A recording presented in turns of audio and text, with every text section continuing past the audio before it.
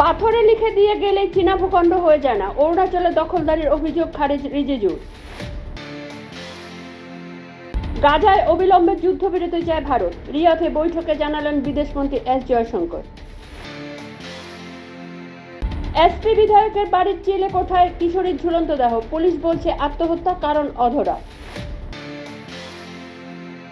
নাগপুরের রাস্তায় একাধিক গাড়িতে ধাক্কা মেরে অডি থেকে পালালেন মহারাষ্ট্রের বিজেপি সভাপতির পুত্র।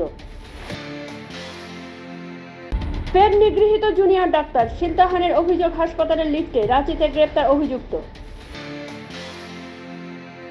হস্টেলের বন্ধ কামরায় মিলল ছাত্রের নিথর দেহ, আইআইটি গুয়াহাটিতে দিনভর বিক্ষোভ পড়ুয়াদের।